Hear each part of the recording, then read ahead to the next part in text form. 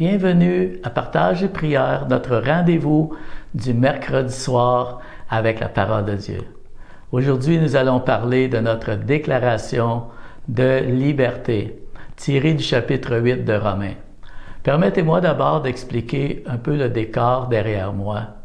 Alors qu'on parle de liberté et Paul a souvent été en prison, ça m'a inspiré pour qu'on fasse une connexion parce qu'on parle de liberté ce soir.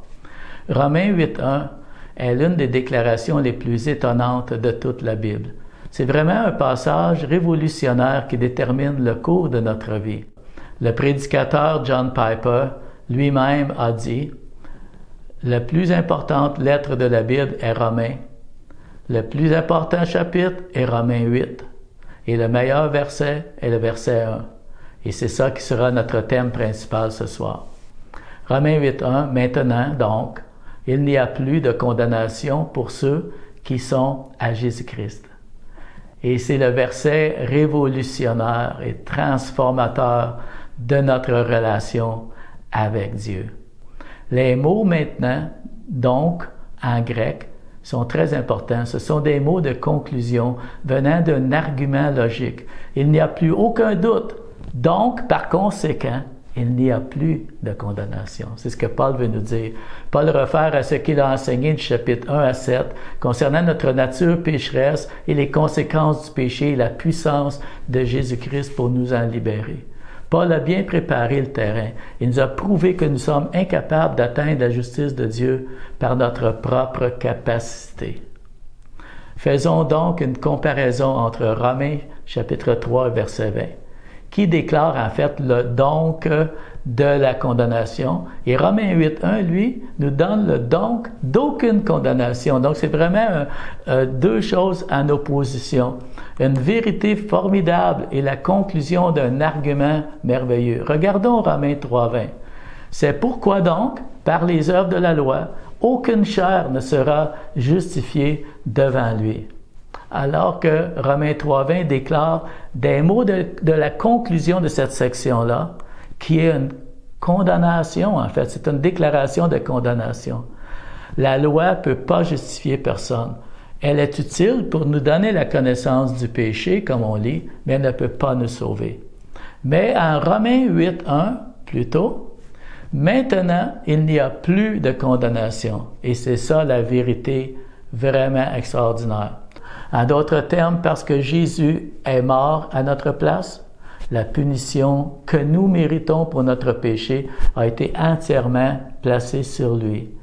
Par la foi, quand on croit en son œuvre à la croix, il n'y a plus de condamnation pour ceux qui ont mis leur foi en Jésus, parce qu'il a pris cette condamnation sur lui-même.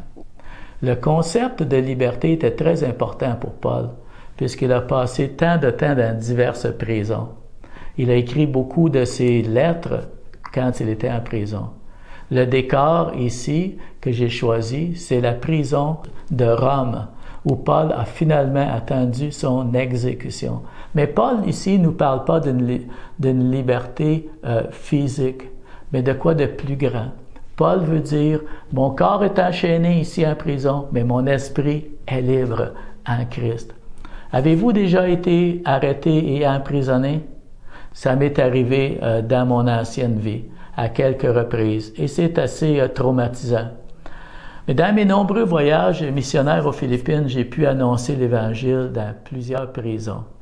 À Manille, dans mes tout débuts, dans la prison Muntinlupa, une prison en sécurité maximum de 7000 prisonniers, il y en avait 1000 dans le couloir de la mort attendant leur exécution. J'avoue que c'était tout un choc d'entrer dans cette section-là.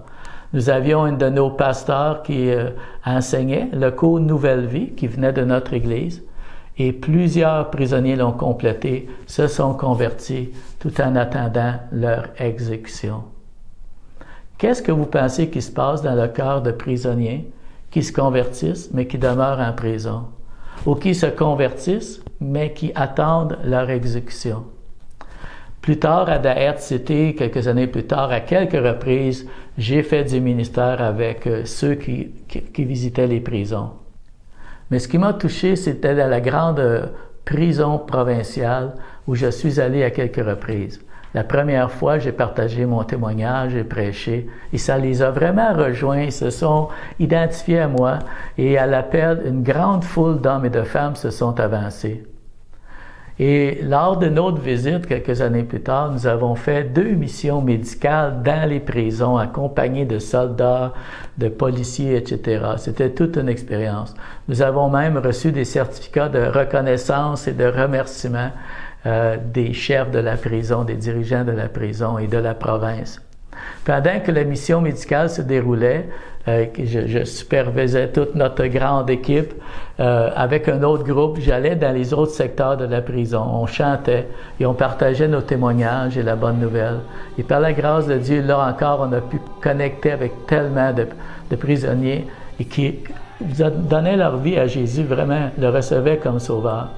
Mais le point que je veux faire qui connecte Romains 8 avec ça, c'est que dans cette prison, on ne les appelait pas des prisonniers. C'était des pensionnaires. Pourquoi? Parce qu'ils n'avaient pas été jugés encore. Ils n'avaient pas rencontré un juge, même s'ils avaient passé des fois 5 ans, 7 ans en prison. Ils n'avaient pas été condamnés, ils n'avaient pas passé devant le juge, ils étaient en attente. Donc, ils étaient vraiment anxieux, insécures. Ils se demandaient, est-ce que je vais être condamné?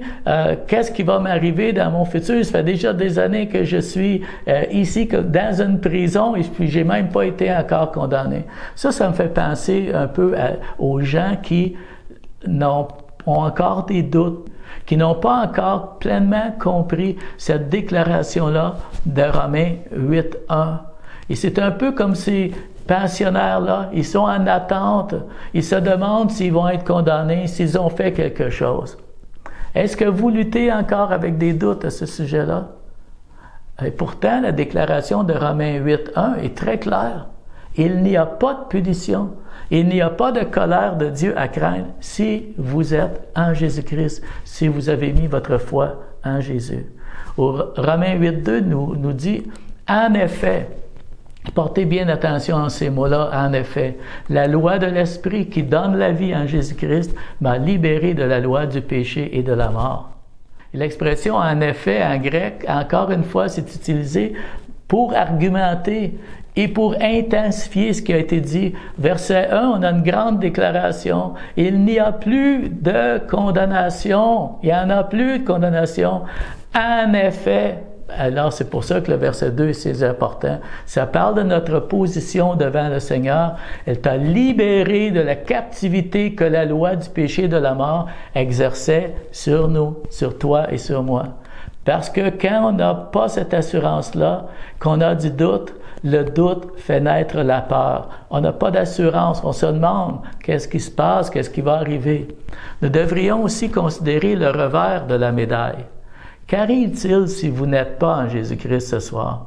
Si vous écoutez ce message-là et vous n'avez pas encore donné votre vie au Seigneur, vous savez, il y a une condamnation pour vous. Alors, moi, je vais vous exhorter ce soir, vous encourager, ne tardez pas. Mettez-vous en règle avec Dieu par Jésus-Christ. Cette déclaration que maintenant, il n'y a plus de condamnation, nous libère de quelques pièges. Le premier piège, c'est le piège de la performance. Le deuxième, de prétendre, le piège de prétendre être ce que nous ne sommes pas. Le troisième, c'est le piège du jugement. Le piège de la performance, c'est que tu penses que tu dois atteindre un certain niveau de perfectionnement ou d'accomplissement afin que Dieu et les autres personnes t'acceptent. Tout un piège, ça. Vraiment. Pensez-y. Ça vous ramène à la captivité de la loi. On se demande toujours, est-ce que je suis assez bon? Est-ce que j'en ai fait assez pour prouver ma valeur? Puis si vous traversez des temps difficiles, ça va vous pousser à vous demander, est-ce que Dieu me punit pour quelque chose de mal que j'aurais fait? Est-ce que Dieu est fâché contre moi ou insatisfait de ma performance? Alors ce piège-là de la performance vous conduit dans un autre piège de prétendre, de cacher ce que vous êtes vraiment. Tu dois toujours penser et agir extérieurement comme si tout est OK, même si intérieurement, ça ne va pas du tout.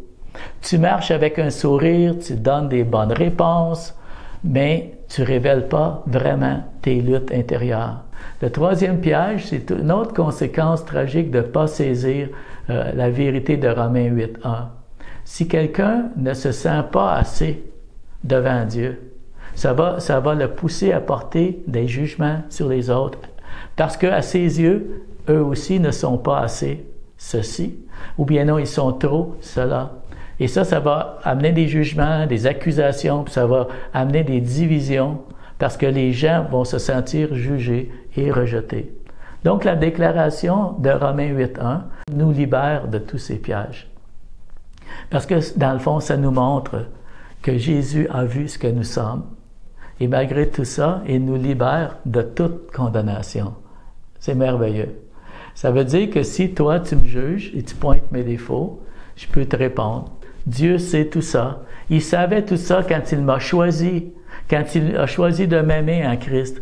Et non seulement ça, mais Dieu il m'a choisi, il m'a promis de me pardonner et aussi de me changer. Alors, j'ai plus besoin de me cacher mes manquements. Parce que mon identité n'est pas fondée sur ce que tu penses de moi, mais sur ce que Christ m'a déclaré que je suis en lui. Mais encore mieux, Paul continue en disant que cette liberté est énergisée par le Saint-Esprit. C'est le Saint-Esprit qui la rend possible, cette liberté-là.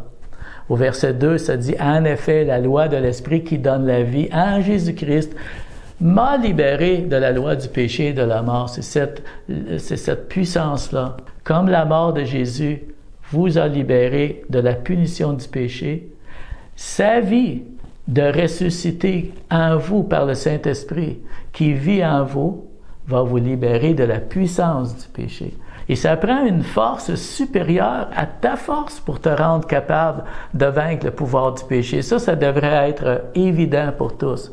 Au verset 13, ça dit « Si par l'Esprit Saint vous faites mourir le comportement de votre être égoïste, vous vivrez. » Donc, c'est par le Saint-Esprit. La vie chrétienne, c'est pas l'auto-amélioration, moi-même qui m'améliore, mais c'est par ma relation avec le Saint-Esprit que je suis changé. Paul termine cette partie de sa lettre par une autre super déclaration encourageante. Verset 16, « L'Esprit de Dieu atteste lui-même à notre esprit que nous sommes enfants de Dieu. » Remarquez bien les « nous sommes ». Nous sommes ses enfants. Donc, nous sommes aussi ses héritiers. Oui, héritiers de Dieu, héritiers avec le Christ. Wow! Il écrit que c'est l'Esprit de Dieu qui fait ça. Il témoigne ou confirme à notre esprit que nous sommes enfants de Dieu. C'est l'Esprit qui s'exprime pour nous révéler une vérité essentielle qui va changer notre relation avec Dieu, notre façon de vivre. C'est l'Esprit de Dieu qui parle, qui s'exprime avec notre esprit. Il veut vraiment que nous comprenions ce point. Lorsque vous pensez à ce que vous êtes des héritiers, à quoi pensez-vous? Qu'est-ce que ça veut dire pour vous être un héritier de Christ, un héritier de Dieu, être un enfant de Dieu? Vous et moi, nous sommes maintenant ses enfants. Mais maintenant, nous savons que nous avons été libérés de toute peur de condamnation. Nous n'avons plus à performer, prétendre des choses. En plus, nous avons été remplis et énergisés, habilités par le Saint-Esprit. Nous pouvons donc vivre dans la liberté avec confiance et en étant totalement reconnaissants envers Dieu. Je sais que ce soir, ici, il y en a qui écoutent ce message et que vous avez des doutes, vous avez de l'autocondamnation. Dans un instant, nous aurons un chant et nous pourrons continuer à méditer. Mais d'abord, j'aimerais prier pour vous. Seigneur notre Dieu, je prie pour tous ceux qui ont des difficultés à accepter cette déclaration révolutionnaire qui vient de ta parole, comment tu nous aimes, qu'est-ce que Jésus a fait, il a accompli l'œuvre totale pour nous pardonner de nos péchés, nous libérer, nous rendre acceptables devant toi, Seigneur. Et non seulement ça, mais tu fais de nous, tu nous déclares tes enfants et tes héritiers. Fait que le Saint-Esprit rende cela clair dans le cœur de tous ceux qui écoutent ce message ce soir. Je termine en vous disant, recevez cette vérité transformatrice. C'est le Saint-Esprit qui l'atteste à votre esprit. En Jésus, vous êtes non coupable, vous êtes libérés, vous êtes des enfants de Dieu. Alors, tout ce qui vous reste à faire, c'est louer Dieu, remercier-le et soyez renouvelés vraiment en lui. N'oubliez pas de visionner toutes les capsules vidéo du CCDM. Ça va vous fortifier, vous édifier. Alors, je vous laisse. Bonne semaine. Soyez bénis. Non plus esclave de la peur. Oh non, je suis l'enfant de Dieu. Déclarons-le ce matin. Oh non plus esclave de... Je suis un enfant de Dieu. Je suis l'enfant de Dieu. Oh oui, alléluia. On n'est plus des esclaves de la peur, de l'angoisse, de l'anxiété. On est enfant de Dieu. On le déclare ce matin. Je suis enfant de Dieu. Alléluia. À toi la gloire, Seigneur Jésus. Oh, alléluia, Jésus.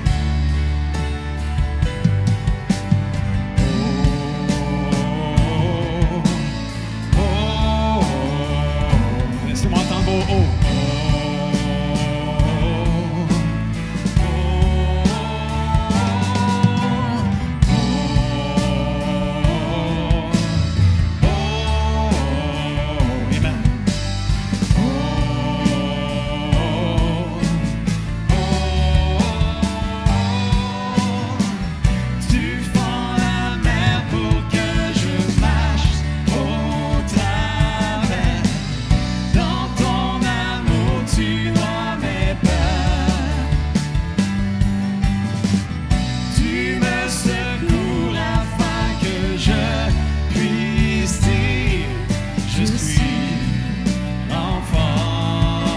Encore une fois, tu fends la mer.